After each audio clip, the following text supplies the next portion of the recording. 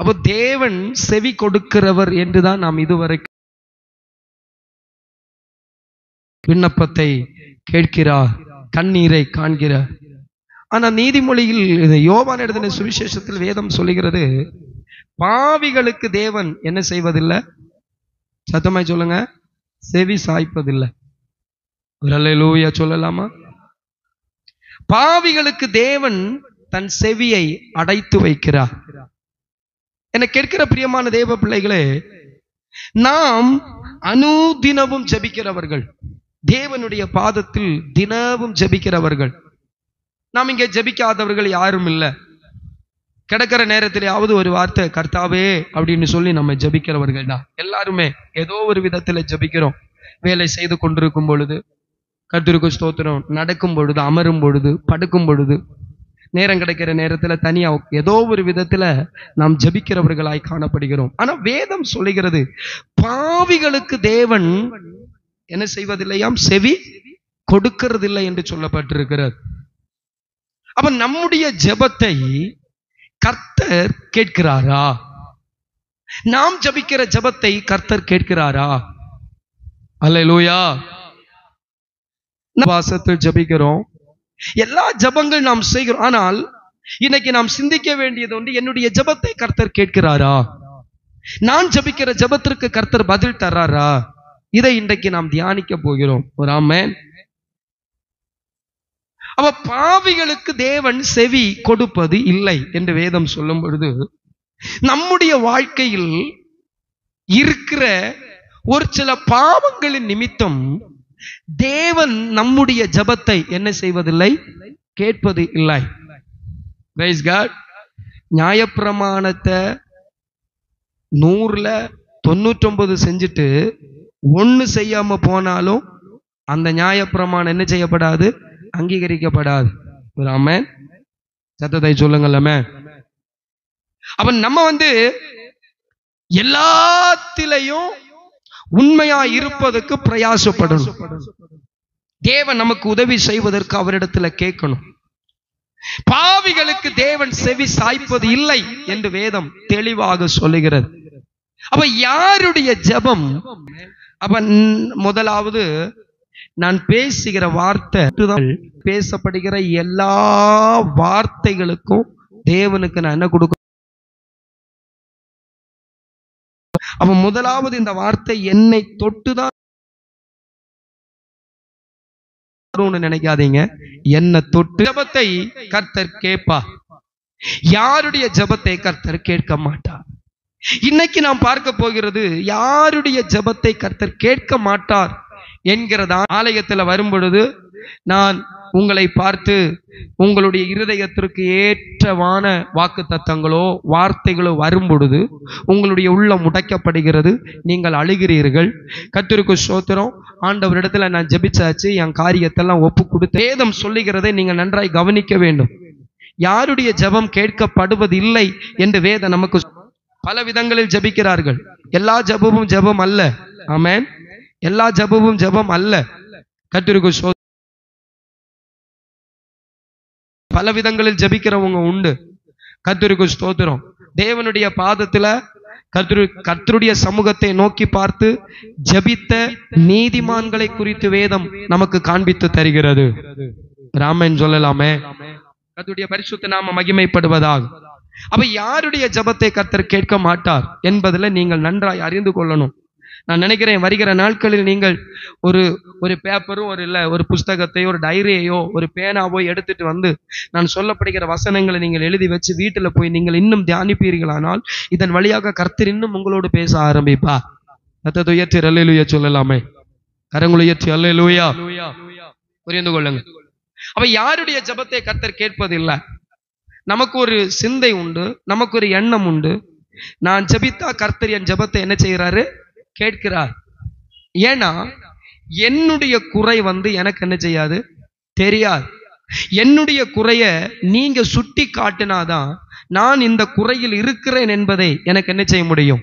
அறிந்து கொள்ள முடியும். அல்லேலூயா. நடந்து கொள்ளுகிற விதங்கள், என்னுடைய செயல்பாடுகள், நீங்கள் சொல்லும் போது என்னுடைய ஆவியில இல்லை மனசுக்குள்ள சரிதான் அவர்கள் சொல்லுகிறது இது தவறு, என்று நான் அதை அறிந்து கொண்டு தேவ சமூகத்தில் போய் அறிக்கை செய்து மன்னிப்பு கேட்டு விட்டுவிட்டா அந்த இடத்தில் நான் செய்கிற பாவங்கள் அத்தனவற்றையும் கர்த்தர் மன்னிக்க வல்லமை உள்ளவராயிருக்கிறார்.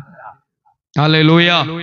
அப்ப நம்முடைய ஜெபம் தேவனுடைய சமூகத்தில் போய் சேர வேண்டும் என்றால் நாம் எப்படி இருக்க வேண்டும் என்பதை குறித்து வருகிற நாட்களில் உங்களோடு நான் பேசுவேன். ஆனால் இன்றைக்கு பேச போகிறது நம்முடைய ஜெபம் யாருடைய ஜெபம் கேட்கப்படுவது இல்லை. ஒரு சபையில, நம்ம சபையில பிரைஸ்க்காக ஆத்துமாக்கள் வர்றாங்கல்ல, எல்லாரும் ஜெபிக்கிறாங்க, எல்லாரும் ஜெபம் பண்றாங்க. எல்லாருடைய ஜெபம் எப்படி?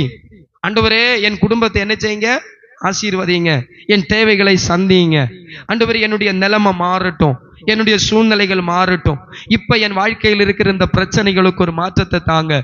சில நேரத்துல நம்ம அழுது கெஞ்சி ஜெபம் பண்ணுவோம், ஆண்டவரே ஏன் இந்த பாடு, எதற்கு இந்த பாடு, ஏனா இப்படி கஷ்டப்படுறேன், என்னைக்கு மாறும் இந்த வேதனை, இப்படி எல்லாம் நாம் தேவ சமூகத்தில் என்ன செய்வதுண்டு, ஜெபிப்பதுண்டு. எத்தனையோ நாட்கள் ஜெபிப்பதுண்டு, கண்ணீர் வடித்து ஜெபிப்பதுண்டு, உபவாசம் இருந்து ஜெபிப்பதுண்டு. ஆனால் நம்முடைய ஜெபத்திற்கு இன்னும் ஒரு சில ஜெபங்கள் இன்னும் கேட்கப்படாமல் இருக்கிறது. பிரைஸ் கார்டு, அநேக ஜெபங்கள் கேட்கப்படாமல் இருக்கிறது.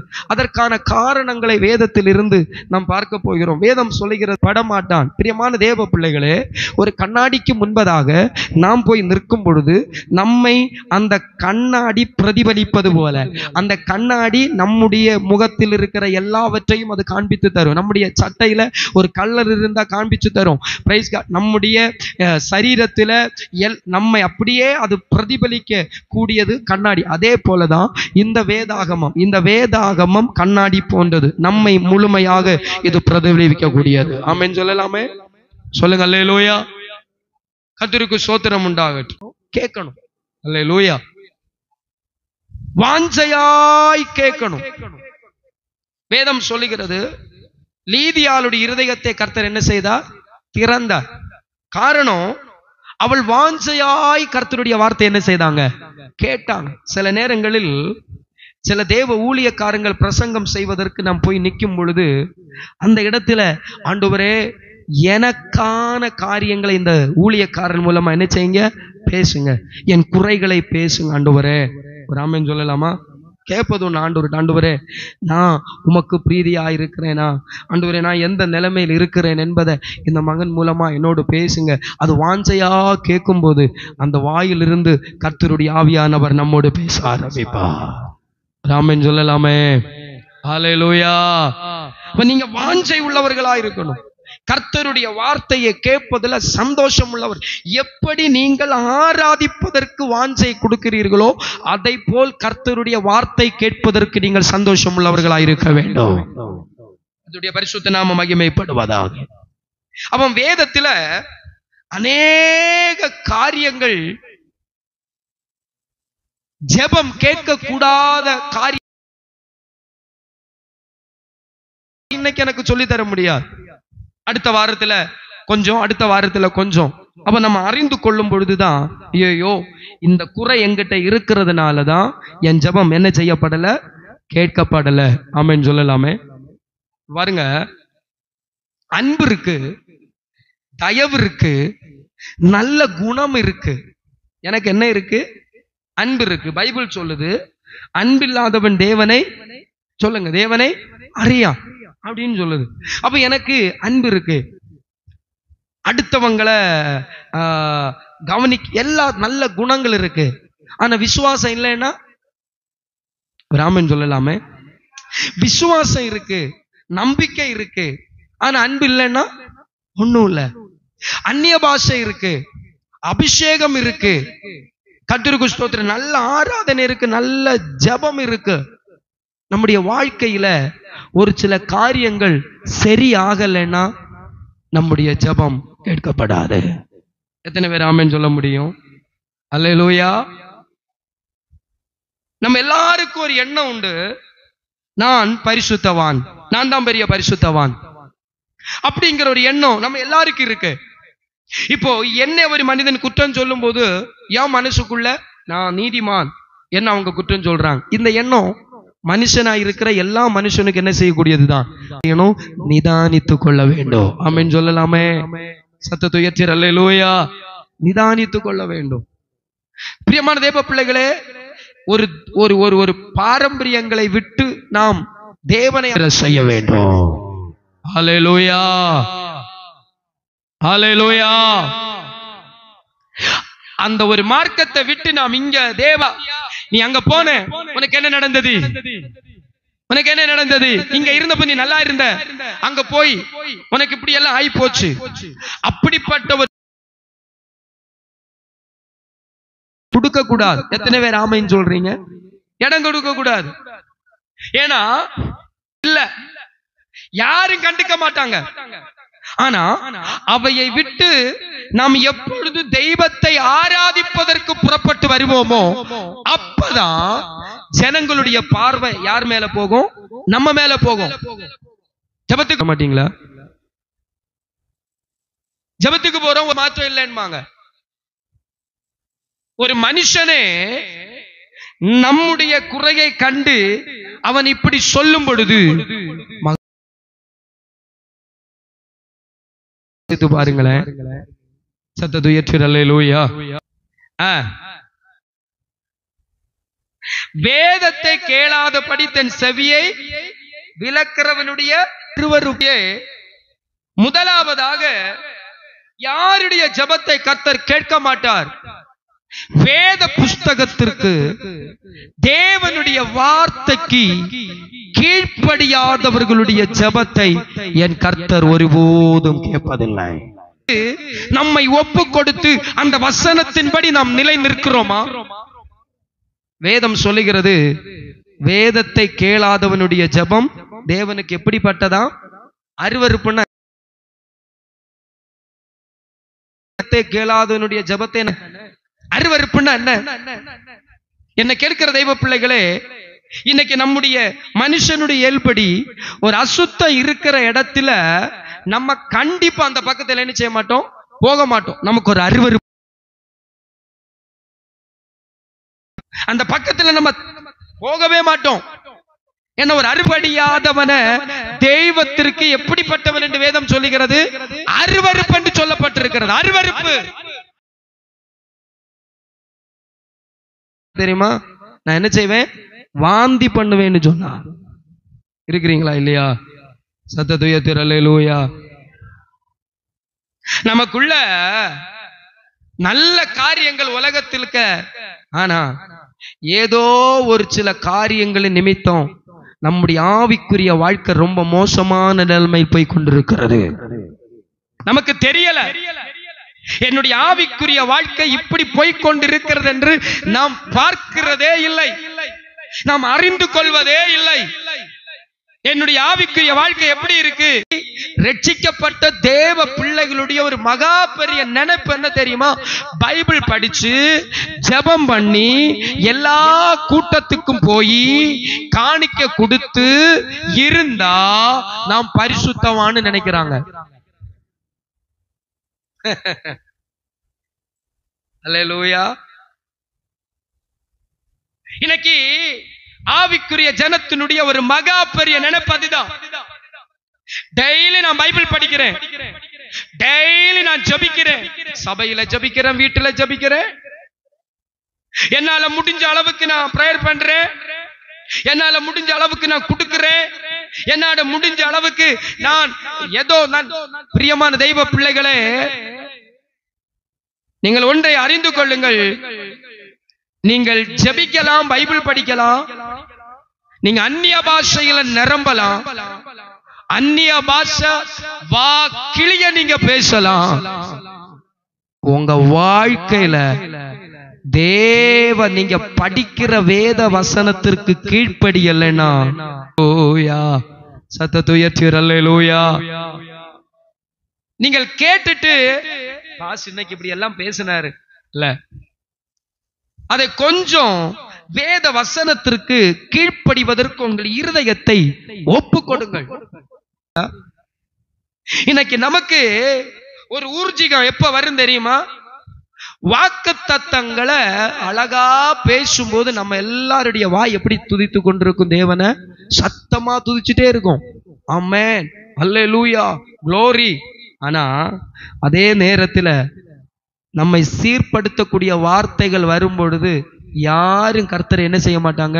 துதிக்கவே மாட்டாங்க. ஆமாவா இல்லையா? வேதத்தை கேளாதவனுடைய, வேத வசனத்திற்கு கீழ்ப்படியாதவனுடைய ஜெபம் தேவனுடைய. வேத வசனத்தை கீழ்ப்படுகிறியா? வேத வசனம் சொல்லுகிறபடி நடக்கிறியா? உன் வாழ்க்கையில தேவ வசனத்தின்படி நீங்க கேட்கலாம், பாஸ் நீங்க கேக்குறீங்களான்னு கேட்கலாம். நான் ஒண்ணு உங்களுக்கு சொல்றேன், வேத வசனத்தின்படி நடப்பதற்கு நாம் பிரயாசப்பட வேண்டும். அந்த பிரயாசத்தை பார்த்து கர்த்தர் நம்மை ஆசீர்வதிக்க போதுமானவராயிருக்கிறார். ஹல்லேலூயா. பைபிள் படிச்சா போதாது, பைபிள் படி என்ன செய்யணும்? இன்னைக்கு சங்கீதம் 91 சங்கீதத்தை எல்லாரும் எடுங்க, எல்லாரும் 1 சங்கீதத்தை எடுங்க. கர்த்தர் நல்லவர். சரி, போறதுனால இப்படியே பேசிட்டு போயிருவோம். ஒரு வழிக்கு தானே போறோம். அப்ப அந்த வழிக்கு போகும்போது அதை பேசி பேசி அப்படியே போயிருவோம். 1 சங்கீதத்தை எடுங்க பார்ப்போம். கர்த்தருக்கு ஸ்தோத்திரம். 1வது வசனத்தை ஒருவர் வாசிங்க. துன்மார்க்கருடைய நடவாமலும் நல்லா கவனிங்க, நம்முடைய வாழ்க்கையில நம்ம துன்மார்க்கனுக்கு பேச்செல்லாம் நம்ம என்ன செய்ய மாட்டோம்? சொல்லுங்க, யாரும் பேச மாட்டீங்களோ? பேசுவீங்களா இல்லையா? ஒரு ஆமென் சொல்லுவோம் எல்லாரும், ஒரு அல்லேலூயா. உண்மையில நம்ம துன்மார்க்கனுக்கு பேச்ச என்ன செய்ய மாட்டோம்? கேட்க மாட்டோம், கேட்கவே மாட்டோம். ஒரு குடிகாரன் வந்து நம்ம கிட்ட வந்து அட்வைஸ் பண்ண நம்ம கேட்போமா? இல்ல. ஒரு பாவி வந்து, ஒரு விபச்சாரக்காரன் வந்து நம்ம கிட்ட வந்து அட்வைஸ் பண்ண நம்ம கேட்போமா? கேட்க மாட்டேன். போ, உன் வேலையை பார்த்துட்டு இப்போ இவன் எல்லாம், நீ எல்லாம் வந்து எனக்கு அட்வைஸ் பண்ண, நீ யாருன்னு கேட்போம் அவங்க கிட்ட. அல்லேலூயா. இப்போ தேசத்துல ஒரு மகா பெரிய பாவி வந்து நம்ம கிட்ட பயங்கர அட்வைஸ் பண்ண நம்ம கேட்போமா? இல்ல. துன்மார்க்கனுடைய ஆலோசனை நம்ம என்ன செய்ய மாட்டோம்? கேட்க மாட்டோம். விசேஷமா பெந்தேகோஸ்துக்காரங்க கண்டிப்பா என்ன செய்ய மாட்டோம். ஏன்னா நமக்கெல்லாம் ஒரு எண்ணம் உண்டு, மற்றவங்களை விட நாம் பெரிய பரிசுத்தவான்ங்கிற ஒரு எண்ணம் நமக்கு உண்டு. ஆகையினால அதை நம்ம கேட்கவே மாட்டோம். Price God. 2வதாக பாவிகளுடைய வழிகள் நம்ம என்ன செய்ய மாட்டோம்? ஹலோ,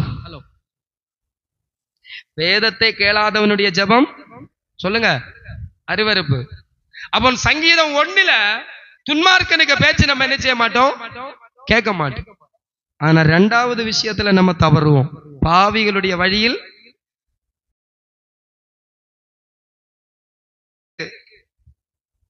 இருதயத்துல கைய வச்சு சொல்ல முடியும், பாஷே பாவிகள் போற வழியில நான் போகவே மாட்டேன். எத்தனை பேருக்கு சொல்ல முடியும்? ஏன் எல்லாம் அமைதலா இருக்கீங்க? ஒரு ஆமென் சொல்லுங்களேன். எத்தனை பேருக்கு சொல்ல முடியும்? பாவிகள் போற வழியில நான் போகவே மாட்டேன் சொல்ல முடியுமா? நம்ம கூட்டுக்கட்டு யாரு கூட தெரியுமா? யாரு கூட? நம்ம கூட்டுக்கட்ட யாரு கூட தெரியுமா? அதிகமா பாவம் பண்றா இருப்பீங்களா, அவங்க கிட்டதான் நம்ம ரொம்ப சவகாசம் வச்சுட்டு இருப்போம். நமக்கு தெரியல, தெரியும் இவன் விபச்சாரின்னு தெரியும், தெரிஞ்சு நம்ம கூட என்ன செஞ்சுட்டு இருப்போம்? பேசிட்டு இருப்போம், கதை அடிப்போம். இவன் ரொம்ப மோசமானவன்னு தெரியும், தெரிஞ்சு நம்ம அவங்க கூட பேசிட்டே இருப்போம். ஒரு ஆமென் சொல்ல மாட்டீங்களா? சத்தம் ஒரு அல்லேலூயா. ஏன் மோசமா சிலவங்க பாருங்க, மோசமா ஒருத்தன் பார்ப்பான், அவனுடைய கேரக்டர் எல்லாம் தெரியும். இவன் ரொம்ப மோசமானவன், என்ன மோசமா பாக்குறான், இவனுக்கு கேரக்டர் தெரிஞ்சும் அவங்க கிட்டயே என்ன செஞ்சுட்டு இருப்பாங்க? இருக்கீங்களா இல்லையா? இதுக்கெல்லாம் ஒரு ஆமென் சொல்ல மாட்டீங்க போல இருக்கு. ஒரு ஆண் ஒருத்தன் உன்னை மோசமா பாக்குறது பெண்களுக்கு தெரியும், என்ன மோசமா பாக்குறான். அப்ப நீ அவங்க கிட்ட என்ன செய்யக்கூடாது? பேசக்கூடாது, இல்ல அவங்க கிட்ட நிக்க கூடாது. அது தெரிஞ்சும் நம்ம பேசுவோம். இவன் என்ன மோசமா பாக்குறான், மோசமா எல்லாம் தெரிஞ்சே அவங்க கிட்ட கதை அடிக்கிறது, சிரிக்கிறது, நக்கல் அடிக்கிறது. அப்போ பைபிள் சொல்லுது, துன்மார்க்கனுடைய ஆலோசனையில் நடவாமல் பாவிகளுடைய வழியில் நில்லாம. இப்ப 2வது விஷயத்தில் அவுட்டா? அவன் கர்த்தர் நம்முடைய ஜெபத்தை எப்படி கேட்பார்? இதெல்லாம் நீங்க யோசிக்கிறீங்களா இல்லையா? பைபிள் சொல்லுது, உன்னை தனித்திருக்கும்படி நான் உன்னை அழைத்தேன்.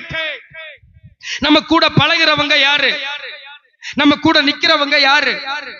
அவங்களுடைய கேரக்டர் என்ன? அவங்க எந்த நிலத்துல நிக்கிறாங்க? அவன் பாவின்னா அவன் வழிய நீ போகாத.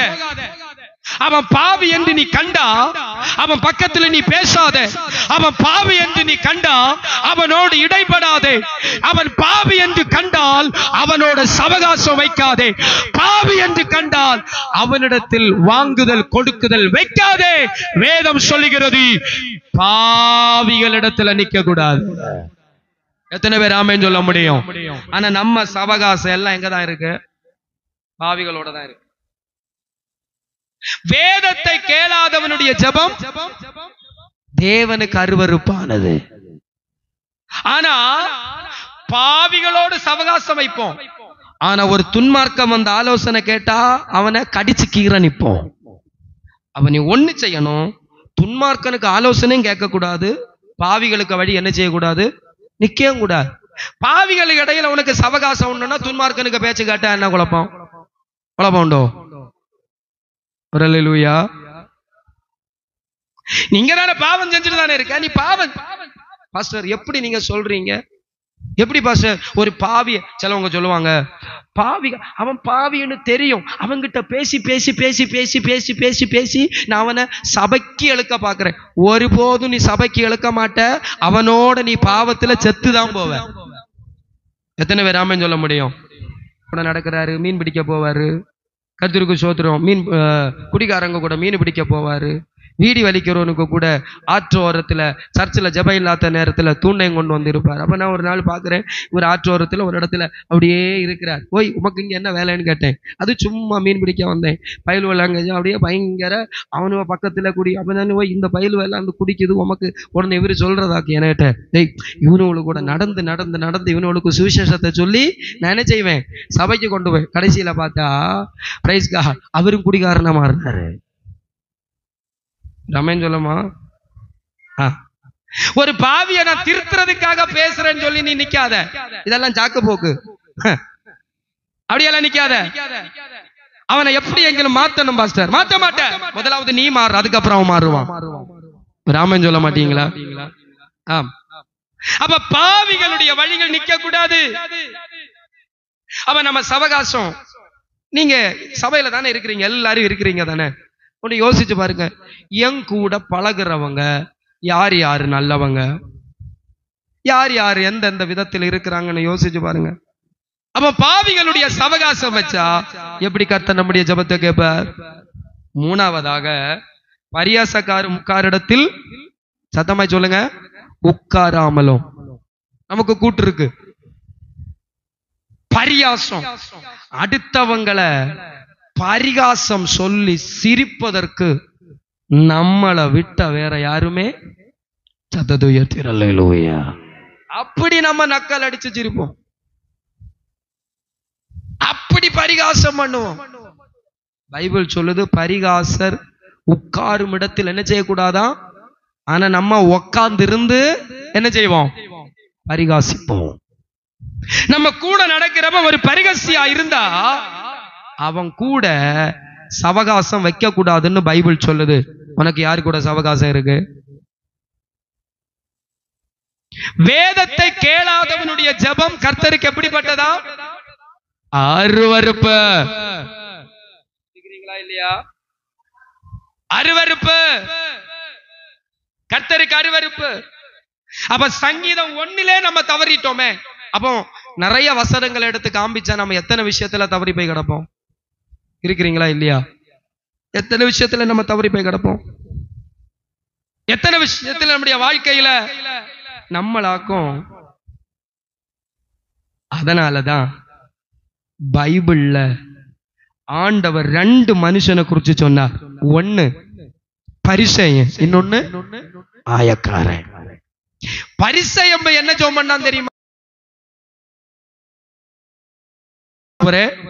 வாரத்துல நான் உபவாசம் இருக்கிறேன், ஜபத்துக்கு போறேன், எங்க சபையில போய் நின்று ஜபத்துக்கு போறேன், தசமா பாகம் கொடுக்க. ஆண்டவரே நான் மற்றவங்களை போல இல்லப்பா, நான் மற்றவங்களை போல இல்லப்பா. அப்படியெல்லாம் இல்ல. அவன் ஜபிக்கிறான், நான் மற்றவங்க போல அல்ல, மற்றவங்க போல நான் இல்ல. ஆனா ஆயக்காரன் என்ன ஜெபம் பண்ணா தெரியுமா? இந்த பாவியா இருக்கிற என் மேல் என்ன செய்யுங்க. நம்முடைய ஜெபம் தேவ சமூகத்துல தன்னை தாழ்த்தி ஒப்பு கொடுத்து, நான் பாவி என்கிற உணர்வு எப்பொழுது நமக்குள்ள இருக்கணும். பாவியாயிருக்கிற என்னை தான் அவர் பரிசுத்தப்படுத்தினார், பாவியாயிருக்கிற என்னை தான் அவர் தேடி வந்தார், பாவியாயிருக்கிற என்னை தான் அவர் கழுவினார். இந்த உணர்வு எப்பொழுது நமக்கு இருக்க வேண்டும். ஹல்லேலூயா. கர்த்தருடைய பரிசுத்த நாமம் மகிமைப்படுவதாக. பரியாசக்காரர் உட்காரும் இடத்தில் என்ன செய்யக்கூடாது? உட்காரக்கூடாது. இது அவன் வேதத்தை கேளாதவனுடைய ஜெபம் தேவனுடைய பார்வையில் அருவருப்புன்னு பைபிள் சொல்லுது. இப்படி நிறைய வசனங்களை எடுத்து எனக்கு உங்க முன்னாடி காண்பிச்சு தர முடியும். இப்போ பாருங்க, ஒரு விசுவாசின்னா எப்படி இருக்கணும் தெரியுமா? கலாத்தியர் 5ஆம் அதிகாரம் எடுங்க. ஒரு விசுவாசின்னா எப்படி இருக்கணும், ஒரு தேவ பிள்ளைனா எப்படி இருக்கணும், பைபிள் நமக்கு அது சொல்லி தருது.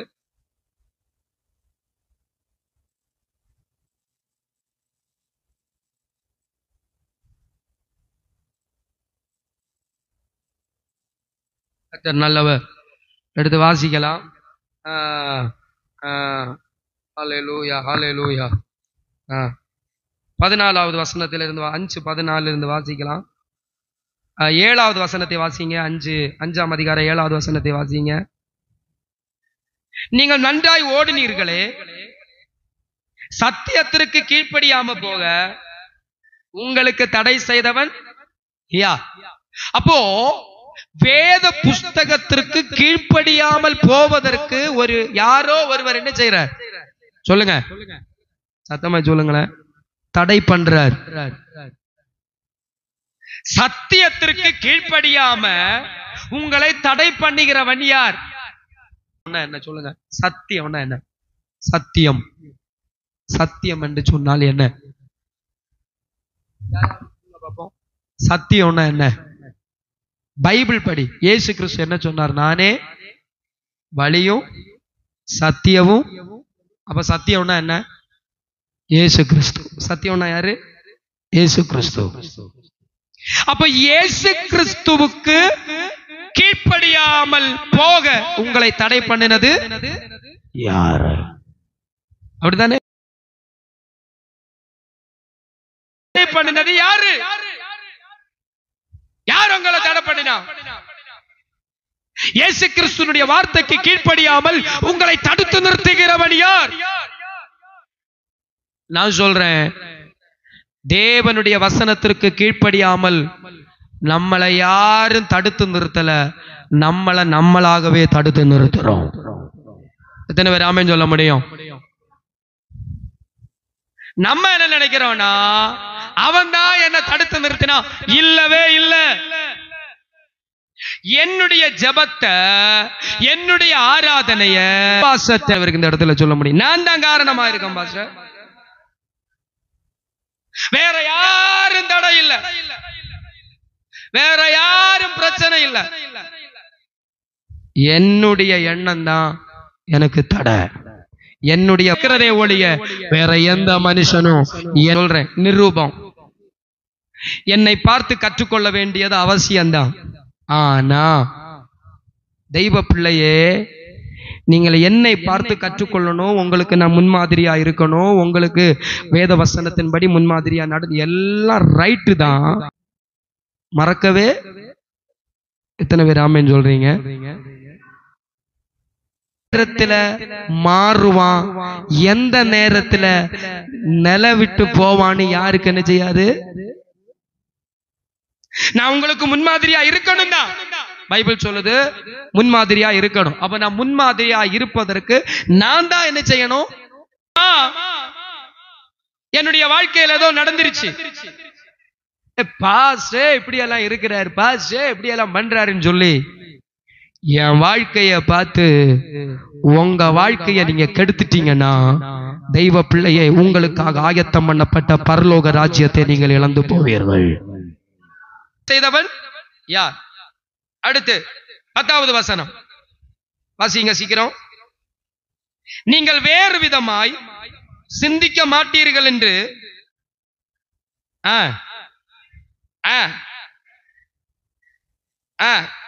எப்படிப்பட்டவனாயிருந்தாலும் தனக்கேற்ற ஆக்கினை. சத்தியத்திற்கு கீழ்ப்படியாமல் போக நம்மை தடை செய்கிறவன் யாரு? நம்மதான். நம்ம இரண்டாவது, சத்தியத்திற்கு கீழ்ப்படியாமல் போக, இயேசு கிறிஸ்துவுக்கு கீழ்ப்படியாமல் போக தடை செய்கிறது ஒருவேளை நம்ம கூட இருக்கிறவங்களா இருக்கும். இருக்கிறீங்களா இல்லையா? சத்தத்துயத்து அல்லேலூயா. இப்போ பைபிள்ல கிருபைன்னு இருக்கு, பைபிள்ல சத்தியம்னு இருக்கு. இப்ப ஒரு குரூப் சொல்லுது கிருபை கிருபை கிருபை கிருபை கிருபை.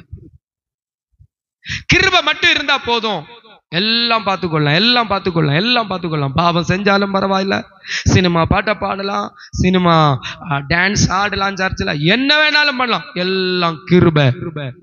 ஆனா அந்த கிருபைய பேசுறவங்களுக்கு கிருபையும் சத்தியம் ஒன்றோடு என்ன செய்கிறதா? அதை மறந்து போறாங்க.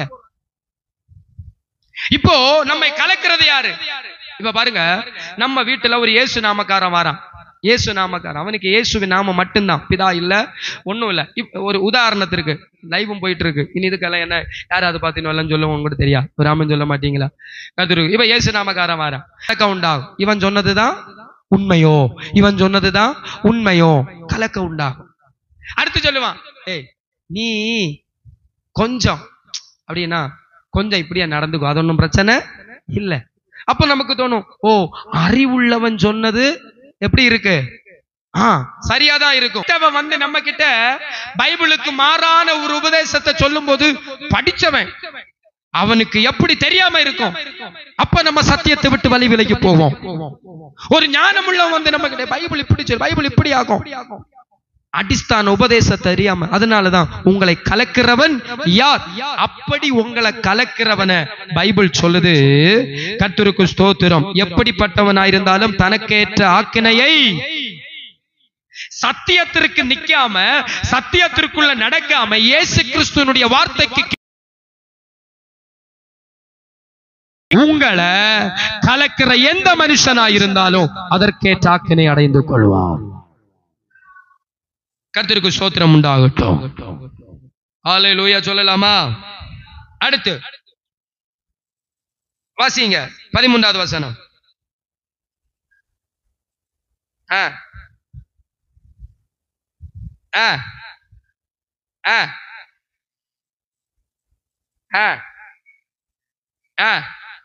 சிலுவையை பற்றி வரும் இடரல் ஒழிந்திருக்கு, உங்களை கலக்கிறவர்கள் தற்புண்டு போனால் நலமாய். 13வது வசனம் வாசிங்க. சகோதரரே, அன்பினாலே ஒருவருக்கொருவர் என்ன செய்யுங்கள்? வேதத்தை கேளாதவனுடைய ஜெபம் தேவனுடைய பார்வையில் எப்படி இருக்கிறது? பைபிள் என்ன சொல்லுது? 13வது வசனம் ஒண்ணும் கூட இருத்தி அழுத்தமா நிறுத்தி வாசிங்க.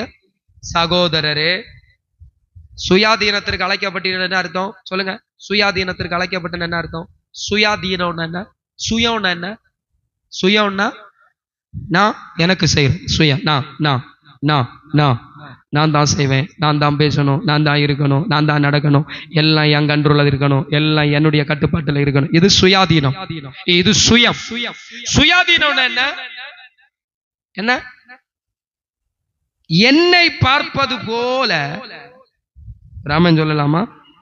என் பக்கத்தில் இருக்கிறவன் என்ன செய்யணும்? பார்க்கணும்.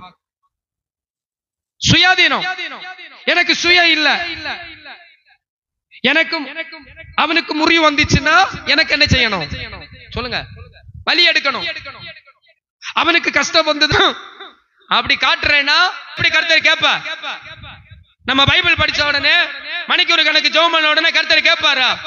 சுயாதீனமே மாறல, உன் சுயமே அழியலையே, இது வரைக்கும் உன் சுயம் அழியலையே, உன் கோபம் அழிஞ்சுதா, உன்னுடைய பெருமை அழிஞ்சுதா?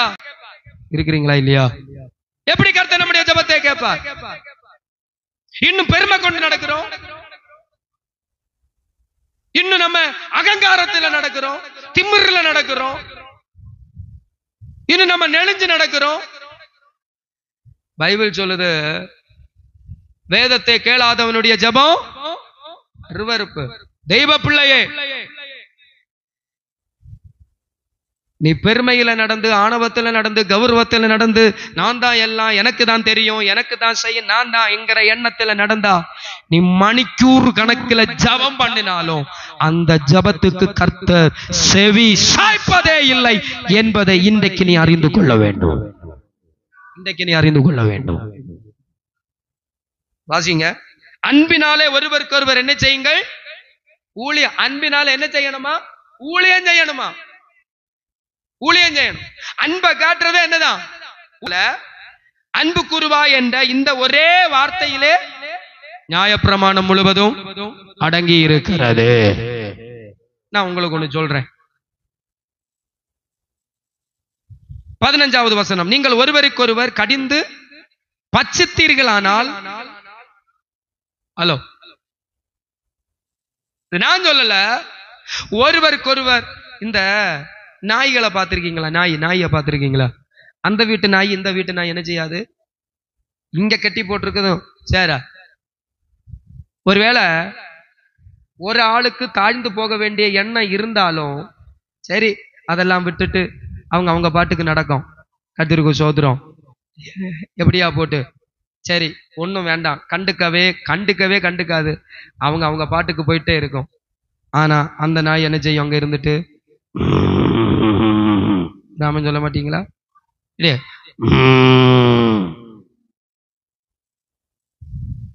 பைபிள் சொல்லுது, அப்படிப்பட்ட நிலைமை இருந்தா என்ன செய்வீர்களா? அழிந்து போவீர்கள். அடுத்து, அப்படி ஒருவரில் ஒருவர் அழிக்கப்படாதபடிக்கு எப்படி இருங்கள்? சத்தத்தை உயர்த்தி அல்லேலூயா.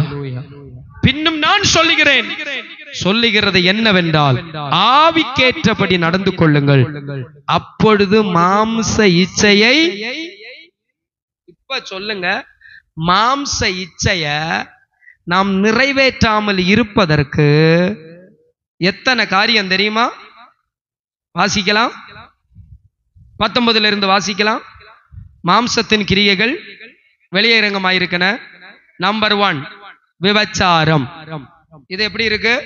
வெளியரங்கமா இருக்கு. விபச்சார பாவம், வேசித்தனம், அசுத்தம், காமவிகாரம், பகைகள், விரோதங்கள், வைராக்கியங்கள், கோபங்கள், சண்டைகள், பிரிவினைகள், மார்க்கபேதங்கள், பொறாமைகள், கொலைகள், வெறிகள், களியாட்டுகள் முதலையானவைகளே.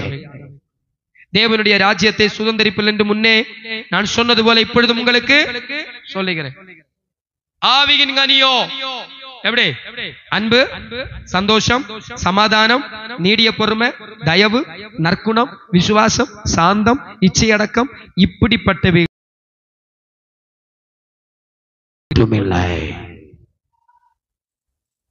வேதத்தை கேளாதவனுடைய ஜபம் தேவனுடைய பார்வையில் எப்படி இருக்கு? அன்பு இல்லைன்னா அது ஆவியின் கனி. நற்குணம் ஆவியின் கனி, பொறுமை ஆவியின் கனி. அல்லேலூயா. இது கொண்டு நம்ம கேட்காம நம்ம பரிசேயனை போல நடக்கிறோம். தாளத்தை தட்டி தேவ பிள்ளையே, அந்த தாளம் தட்டுறதை நிறுத்திட்டு வேத வசனத்திற்கு கீழ்ப்படிவோம். கர்த்தர் நம்முடைய ஜெபத்தை கேட்பார். இது எனக்காக கர்த்தர் பேசினார், என்னோடு பேசினார். நான் மாறுவதற்காய், நான் ஆசீர்வாதம் பெற்றுக்கொள்வதற்கு தேவன் என்னோடு பேசினார் என்று சொல்ற பிள்ளைகள் இந்த இடத்துல முழங்கால் பண்ணிடலாமே. அல்லேலூயா, அல்லேலூயா, அல்லேலூயா, அல்லேலூயா. தேவன் என்னோடு பேசினார், தேவன் என்னோடு பேசினார். வேதத்தை கேளாதவனுடைய ஜெபம், வேதத்தை கீழ்ப்படியாதவனுடைய ஜெபம் கர்த்தருக்கு அருவருப்பானது. நாம் நிறைய விஷயத்துல தவறுகிறோம்.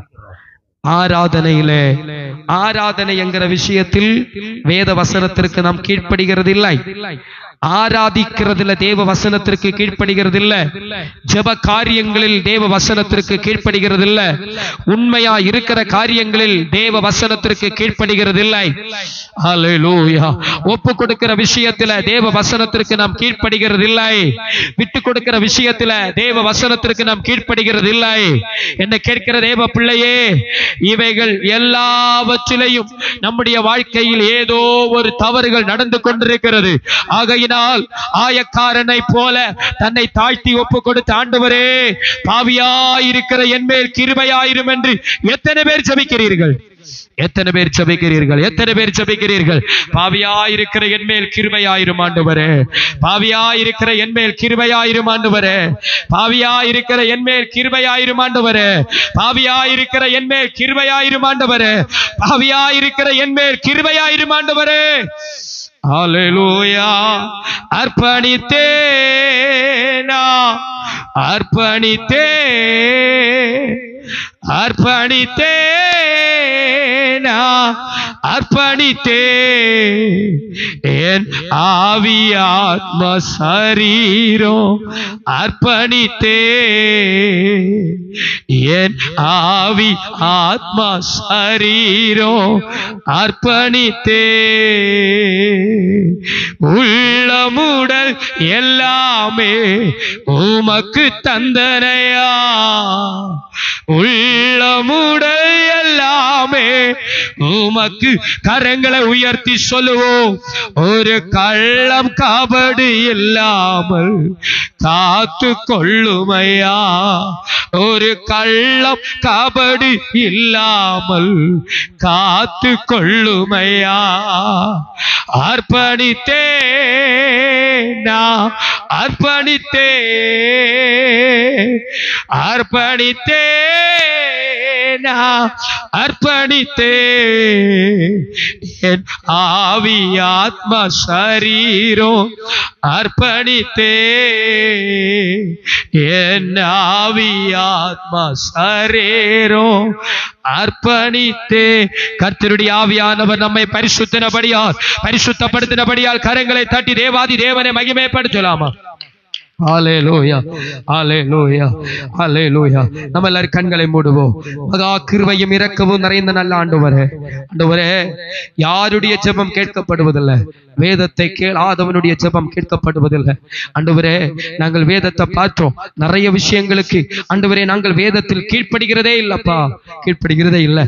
இந்த நாளிலிருந்து உம்முடைய வேத வசனத்திற்கு கீழ்பட்டு உம்முடைய வேத வசனங்களின்படி நாங்கள் நடந்து கொள்ள எங்களுக்கு கிருபை பாராட்டும். ஆண்டவரே, தயவு கூர்ந்து நீர் எங்களை நடத்தி கொள்வீராக. இதை பார்க்கிற ஆண்டவரே வந்திருக்கிற சகல பிள்ளைகளும் கருத்தில் ஒப்பு தருகிறோம். கர்த்தர் தாமை ஆசீர்வதி. சகோதர பிள்ளைகள் எல்லாரையும் கர்த்தர் ஆசீர்வதிப்பீராக. தேவ கிருபைக்குள்ளே கர்த்தர் மூடி மறையும். நன்மையானவைகளை கர்த்தர் நாமத்தில் நிர்மூலமாக்கப்படுவதா. கர்த்தருடைய ஆவியானவர் ஜெயமாய் நடத்தும். முற்றிலுமாய் உங்க கருத்துல தாழ்த்தி ஒப்பு தருகிறோம். விடுதலை தாரும், பரிசுத்தப்படுத்தும். ஆண்டவரே, துதி கனம உமக்கே செலுத்துகிறோம். இயேசு கிறிஸ்துவின் நாமத்தில் ஜெபத்தைகள் நல்ல பிதாவே, ஆமென். ஆத்துமாவே கர்த்தரை ஸ்தோத்திரி, என் முழுமே பரிசுத்த நாமத்தை ஸ்தோத்திரி. என் ஆத்துமாவே கர்த்தரை ஸ்தோத்திரி, கர்த்தர் செய்த சகல உபகாரங்களை மறவாதே. ஆமென். அல்லேலூயா. சத்தமாய் சொல்லுவோம். அல்லேலூயா, அல்லேலூயா. God bless you. கர்த்தர் நம்மை ஆசீர்வதிப்பாராக. ஆமென், ஆமென், ஆமென்.